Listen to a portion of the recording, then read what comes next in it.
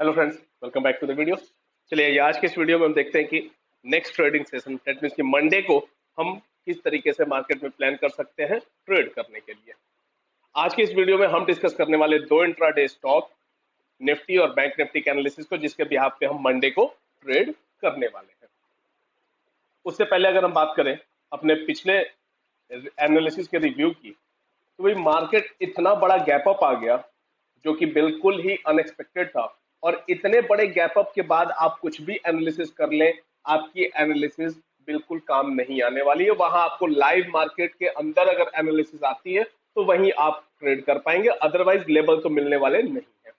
अगर हम बात करें बैंक निफ्टी की, तो बैंक निफ्टी लगभग सवा 800 पॉइंट की गैप अप था, तो कोई भी आप लेवल बना के रखे हो वो आपको नहीं मिलने वाला है। और अगर निफ्टी की बात करें तो निफ्टी भी समवेयर अराउंड 300 पॉइंट के आसपास की गैप अप मिली थी हमें, तो वहां भी कोई लेवल नहीं मिलने वाला है।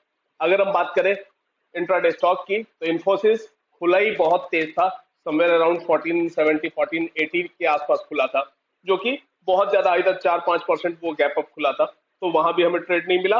और नेक्स्ट इंट्राडे स्टॉक था हमारा एसबीआई, उसमें भी हमें ट्रेड नहीं मिला। बहुत बड़े गैप अप के बाद ट्रेड मिलने के चांसेस बहुत कम हो जाते हैं। चलिए अब आते हैं कि हम आगे की क्या प्लानिंग करें, किस तरीके से हम एनालिसिस रखें कि हम बैंक निफ्टी पे काम करें।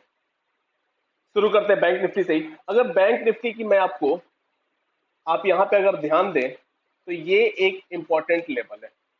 भाई ये वाला जो लेवल है अगर आप देखें तो इसने क्या किया हुआ है, यहां से समवेयर अराउंड अक्टूबर से, अक्टूबर में यहाँ पे सपोर्ट लेके बाउंस किया, यहाँ सपोर्ट, लेकिन उसके बाद फॉल, यहाँ रेजिस्टेंस, फिर से आप देख रहे हैं कि यहीं से रेजिस्टेंस और गिर गया। अब हम देखें कि यहाँ पिछले बार कुछ टाइम पहले ही रेजिस्टेंस फेस किया और वहीं से मार्केट में एक छोटा सा फॉल आया और वापस अभी उसी नेकलाइन पे आके ये खड़ा है। दैट मीन्स कि मार्केट अभी जहां पे खड़ा है ये एक इंपॉर्टेंट पॉइंट होने वाला है। साथ में अगर हम देखें तो आप यहां देखेंगे कि आपको यहां एक डब्ल्यू का स्ट्रक्चर देखने को मिल रहा होगा। दैट मीन्स कि जैसे ही ये वाला नेकलाइन ब्रेक होता है, समवेयर अराउंड 550 का जैसे ही ब्रेकआउट आता है, तो आप ये बिल्कुल मान के चलिएगा कि इसके बाद मार्केट रेडी हो जाएगा 40,100 के लिए, जो कि पहला टारगेट होगा।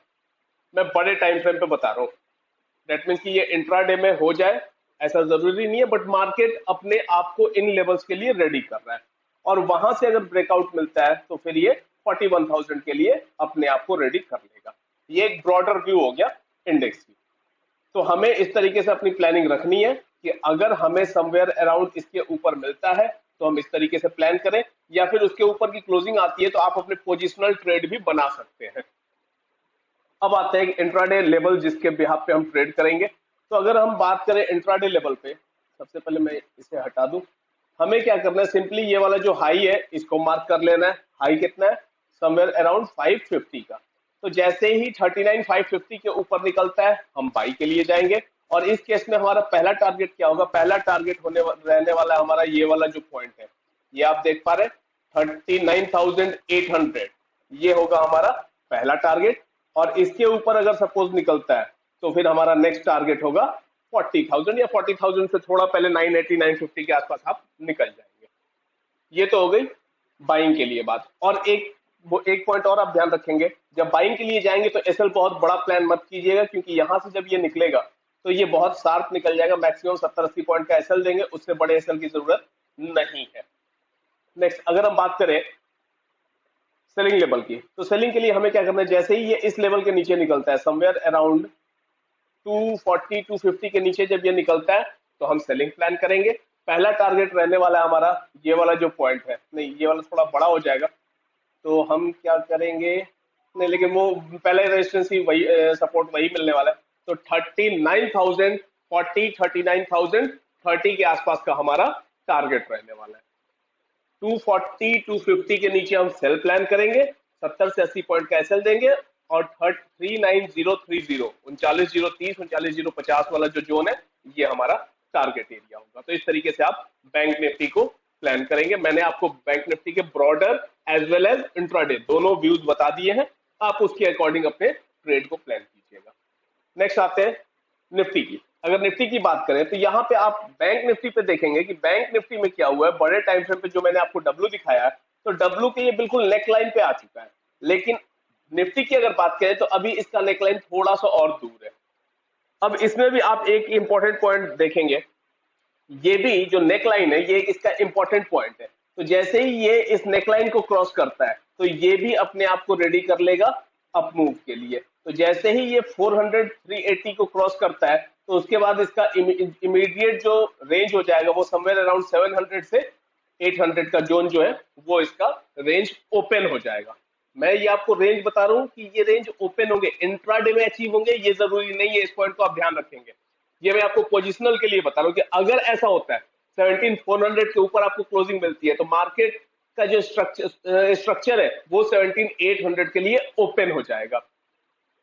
अब आते हैं इंट्राडे लेवल्स की बात करें कि इंट्राडे में हमारी क्या प्लानिंग हो सकती है।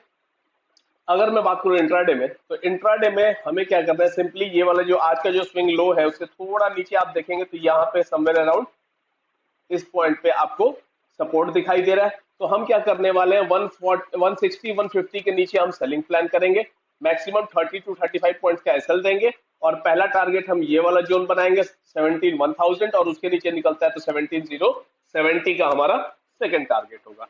अगर बाइंग की बात करें तो बाइंग तो हम प्लान करेंगे 350 के ऊपर ही, 350 के नीचे हम बाइंग प्लान नहीं करेंगे, ये थोड़ा सा वॉलेटाइल एरिया रहने वाला है तो इस एरिया को हम इग्नोर करने वाले हैं।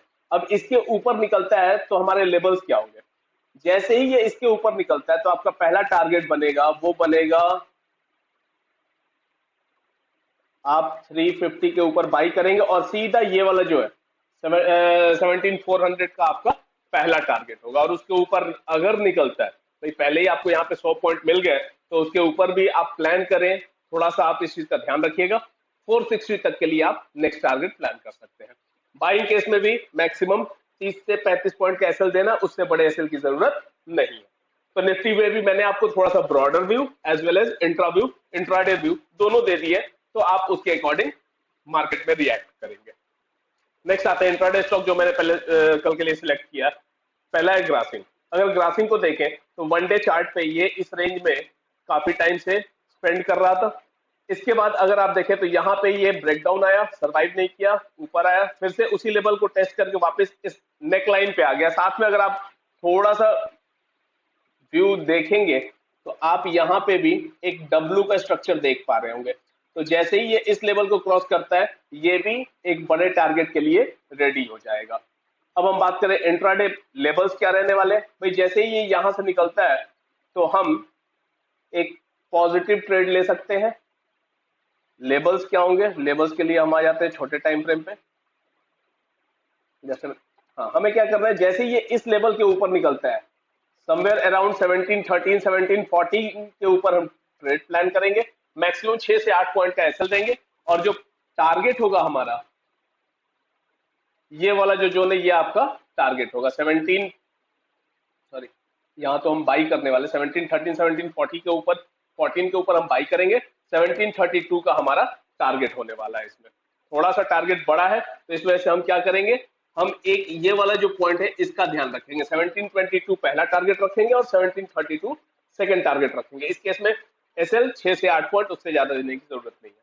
बाई चांस ये इस ब्रेकआउट को सरवाइव ना कर पाए और इसके नीचे निकलना शुरू कर दे, ये वाला जो लेवल है इसके नीचे अगर ये निकलने लगता है तो 1690 के नीचे 6 से 8 पॉइंट का एसएल लगा के आप सेलिंग के लिए जा सकते हैं। पहला टारगेट आप रखेंगे ये वाला जो जोन है इस जोन का 1682 83 का, उसके नीचे निकलता है तो 1676 75 का दूसरा टारगेट और उसके नीचे निकलता है तो 1670 का आप तीसरा टारगेट इसमें लेके चलेंगे। तो इस तरीके से आप ग्रासिम के ट्रेड को कल के लिए प्लान कर सकते हैं। नेक्स्ट जो मैंने सिलेक्ट किया इंट्राडे स्टॉक वो है कोटक बैंक। अगर कोटक बैंक को आप देखें तो इसमें भी बिल्कुल सेम बैंक निफ्टी वाला स्ट्रक्चर आपको दिखाई दे रहा होगा डब्ल्यू का। आप अगर देखें यहां से ये फॉल आया और फिर ये इस नेकलाइन को ब्रेकआउट कर चुका है। तो अगर ये यहां से पॉजिटिव सेंटीमेंट में रहता है और अगर कंटिन्यू करता है तो एक आपको रैली इसमें देखने को और मिल सकती है। तो उस केस में हम क्या करेंगे, छोटे टाइम फ्रेम पे आ जाते हैं इंट्राडे लेवल्स के लिए। हम क्या करने वाले हैं, इस पॉइंट के ऊपर जब ये निकलता है लेवल्स क्या होंगे, लेवल होगा हमारा 1853 1854 के ऊपर जब ये निकले तो हम बाई प्लान करेंगे, 6 से 8 पॉइंट का एसएल देंगे। पहला टारगेट हमारा होने वाला है, जस्ट अ मिनट, थोड़ा सा हमें दूर जाना पड़ेगा। ये वाला जो जोन है 1863 1864 का आपका पहला टारगेट होगा, और नेक्स्ट टारगेट आप बनाएंगे 1872 से 1880 तक का आप नेक्स्ट टारगेट प्लान कर सकते हैं। वो हम देख लेंगे कि स्ट्रेंथ कितनी हमें नजर आ रही है। 1872 पे वीकनेस देके वहां बुक करेंगे, और अगर कंटिन्यू रैली में चलती रहती है तो 1880 तक का भी हम टारगेट चेज कर सकते हैं। अब बात करते हैं सेलिंग लेवल। भाई अगर ये फेक ब्रेकआउट निकला और ये सर्वाइव नहीं कर पाया तो यहाँ से आपको सेलिंग भी अच्छी देखने को मिलेगी।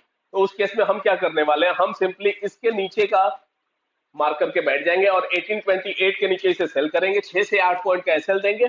और इस केस में जो हम पहला टारगेट प्लान करेंगे वो हम प्लान करेंगे यहाँ पे समवेयर अराउंड 1820 के आसपास, और उसके नीचे निकलता है तो 1814 1815 का हम नेक्स्ट टारगेट प्लान करेंगे।